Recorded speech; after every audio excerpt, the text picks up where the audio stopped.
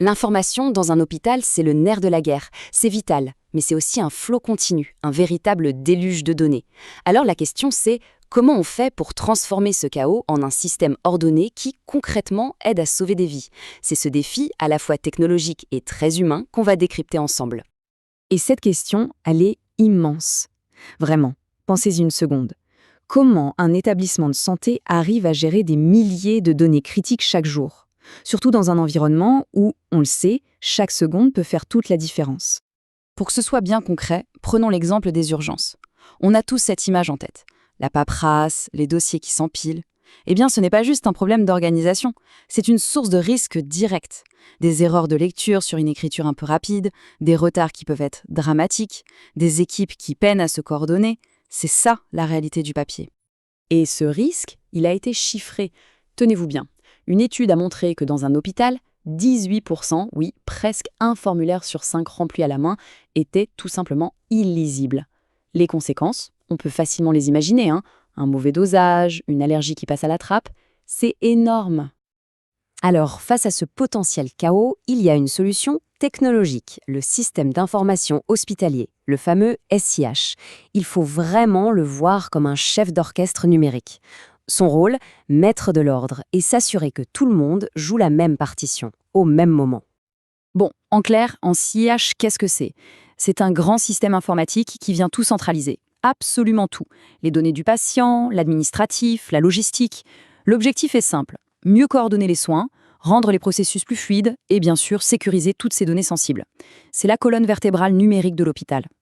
Et son fonctionnement au fond est assez simple. On peut le résumer en 4 actions clés. D'abord, il faut collecter l'info. Ensuite, la traiter pour qu'elle ait du sens. Après, la stocker, évidemment de manière ultra sécurisée. Et pour finir, le plus important, la partager. Mais attention, la partager avec les bonnes personnes et pile au bon moment. Ok, donc on a compris le principe général. Mais ce qui est intéressant, c'est de voir comment c'est fait à l'intérieur. Un SIH, ce n'est pas juste un gros logiciel monolithique. C'est plutôt une architecture en 3 grandes couches, 3 niveaux qui communiquent en permanence. Tout en haut, on a la couche clinique. C'est celle que les soignants voient et utilisent tous les jours.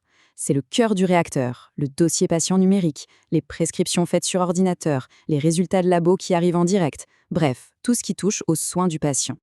Juste en dessous, il y a la couche administrative. Là, on est plus dans les coulisses de la gestion, les admissions, la facturation, le lien avec les assurances, l'archivage. C'est cette couche qui fait tourner la machine hôpital d'un point de vue administratif et financier. Et tout à la base, la 3e couche, le support. C'est la plus invisible, mais elle est fondamentale. C'est toute la logistique, la gestion des stocks de la pharmacie, la maintenance des équipements. En gros, c'est ce qui permet aux murs, aux machines et aux médicaments d'être là où il faut, quand il faut. Bon, sur le papier, tout ça a l'air parfait, une belle machine bien huilée, mais on le sait, entre la vision idéale et la réalité du terrain, il y a souvent un monde. Et c'est là qu'on touche aux vrais défis, aux difficultés très concrètes de ces projets. Et cette dualité, elle est très bien résumée ici. D'un côté, on a la promesse, améliorer la qualité des soins, blinder la sécurité des données, mieux utiliser les ressources. C'est l'objectif. Et de l'autre, on a les caillots dans la chaussure. La résistance au changement des équipes, les pannes de réseau qui paralysent tout, et parfois un vrai manque de formation numérique.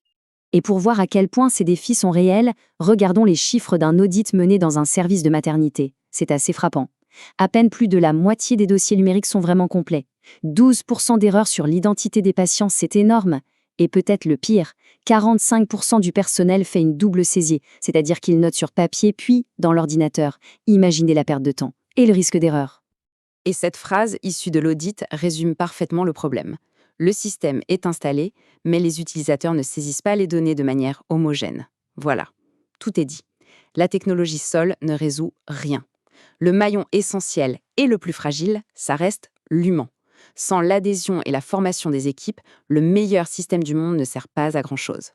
Alors, que faire? Comment avancer à partir de là? Eh bien, il faut se projeter vers l'hôpital de demain. Un hôpital où la donnée n'est plus une contrainte, mais un vrai carburant pour améliorer les soins en continu. Pour y arriver, les leçons tirées du terrain nous donnent une sorte de mode d'emploi. D'abord, il faut standardiser les processus papier avant de vouloir numériser quoi que ce soit. Ensuite, c'est crucial, faire de la formation continue une priorité absolue. Troisièmement, ne pas vouloir tout changer d'un coup, y aller par étapes. Et enfin, mesurer, mesurer, mesurer pour corriger et s'améliorer sans cesse. Et tout ça, ça nous amène à une dernière question pour conclure. L'hôpital du futur sera-t-il un jour entièrement piloté par la donnée? Technologiquement, on s'en approche.